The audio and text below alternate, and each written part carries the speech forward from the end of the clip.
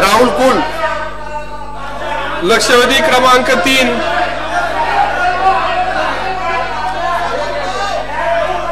या लक्षवेधी हे बघा, सन्माननीय सदस्य क्षीरसागर साहेब, आपण असा हेतू आरोप चेअरवर करणं योग्य नाही. आपण असा हेतू आरोप चेअरवर करणं योग्य नाही. अशा पद्धतीनं आपण हेतू आरोप करणं योग्य नाही. या लक्षवेधी सूचनेवरती चर्चा किमान 50 मिनिटं सभागृहामध्ये चाललेली आहे. आपल्या पक्षाचे सुद्धा अनेक सन्माननीय सदस्य, ज्येष्ठ नेते, आपले सभागृहातले गटनेते अजितदादा पवार साहेबांनी विस्तृत प्रश्न विचारला. शशिकांत शिंदे साहेबांनी विस्तृत प्रश्न विचारला. यामुळं तुम्ही असा हेतू आरोप चेअरवर करणं योग्य नाही. या लक्षवेधी विचारायचा आपल्याला पूर्ण अधिकार आहे, परंतु या लक्षवेधीवर किती वेळ चर्चा करायची? आणि माननीय मंत्री महोदय सगळ्या प्रश्नांची सकारात्मक उत्तर देत आहेत. सगळ्या प्रश्नांना मंत्री महोदयांनी योग्य पद्धतीने उत्तर दिलेलं आहे. आणि असं असताना त्याच प्रश्नांचं रिपिटेशन होणं योग्य नाही. लक्षवेधी पुढची पुकारलेली आहे. लक्षवेधी क्रमांक 3, सन्मान्य सदस्य राहुल कुल.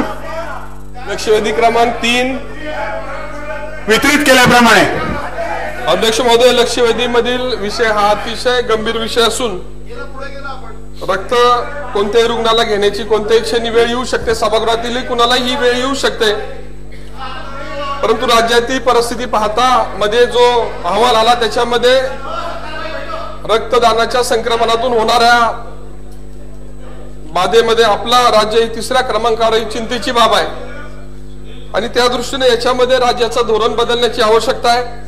आपण उत्तर दिलेलं आहे. त्याच्या बाबतीमध्ये नॅट टेस्ट करावी अशी जी मागणी आहे त्या संदर्भामध्ये आपण कार्यवाही सुरू आहे असं सांगितलेलं आहे. माझा पहिला प्रश्न आहे की 4th जनरेशन एलिझा टेस्ट ऐवजी नॅट टेस्ट करावी ही जी मागणी आहे, ही संदर्भातली जी आपली कार्यवाही चालू आहे ती कार्यवाही कधी पूर्ण होणार?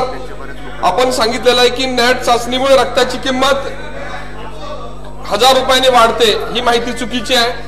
तर नॅट टेस्ट केल्यामुळे रक्ताची किंमत नक्की किती रुपयांनी वाढणार हा माझा दुसरा प्रश्न आहे.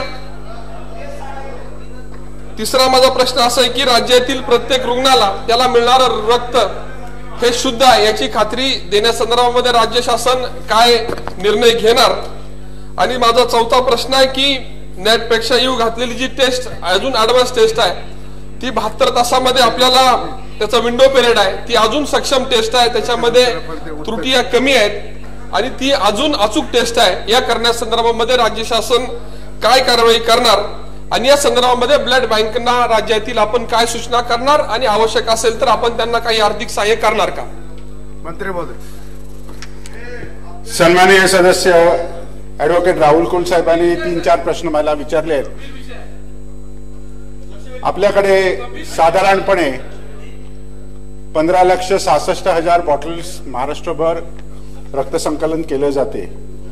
त्यापैकी काही रक्त हे दूषित असते, हे बरोबर आहे. 0.2% HIV ग्रस्त रुग्ण HIVचं रक्त असते अशा प्रकारची माहिती समोर आलेली आहे. महाराष्ट्राचा 3रा क्रमांक लागलेला आहे हे देखील खरं आहे. मी आपल्या सभापती अध्यक्ष महोदयांना सांगू इच्छितो की हा जो विंडो पिरियड आहे तो सगळ्यात मोठा कळीचा मुद्दा आहे. तो कळीचा मुद्दा आहे. आतापर्यंत आपल्याकडे 3rd जनरेशन एलायझा, 4th जनरेशन एलायझा आणि नॅट टेस्ट अशा प्रकारे 3 प्रकार जगामध्ये उपलब्ध आहेत. जर 3rd जनरेशन जर केलं तर HIV साठी साधारणपणे 27 दिवसाचा गवाक्ष पिरियड म्हणजे विंडो पिरियड आहे. हेपॅटायटिस C साठी 58 दिवसाचा आणि हेपॅटायटिस B साठी साधारणपणे 36 दिवसांचा विंडो पिरियड आहे. प्रत्येक ब्लड बँकेला निर्देश दिले गेलेले आहेत की आपल्याकडे या प्रकारच्या ज्या काही 4-5 चाचण्या आहेत मलेरियासह VDRL सह ह्या चाचण्या होणे अत्यावश्यक आहे. एकूण 320 ब्लड बँकातून अशा प्रकारच्या टेस्ट होत असतात. नॅको देखील याच्यावरती आपलं सुपरविजन करीत असते. नॅटमुळे आपल्याला कॉस्ट वाढणार आहे ही गोष्ट बरोबर आहे. पण विंडो पिरियड हा कमीत कमी 3 ते 4 दिवसाचा होऊ शकतो, हे मी आपल्या माध्यमातून सभापती महोदय, अध्यक्ष महोदय आपल्या निदर्शनास आणू इच्छितो. पण या नॅट टेस्ट साठी ज्या कंपन्या आहेत त्या 2 किंवा 3 कंपन्या साधारणपणे आज जगामध्ये उपलब्ध आहेत. त्यासाठी एक मिनी पूल टेस्ट आहे आणि एक आयडी नॅट टेस्ट आहे. या 2 टेस्ट पैकी कोणती टेस्ट आपण घ्यावी यासाठी तज्ञांची समिती करून या बाबतीमध्ये निर्णय घेतला जाईल. कारण हा टेक्निकल मुद्दा आहे, सर्वपणे टेक्निकल मुद्दा आहे आणि या टेक्निकल मुद्द्यातल्या सर्व गोष्टींचं निराकरण करण्यासाठी आपण तज्ञांची समिती घेऊन आपण या बाबतीत निर्णय सांगतो.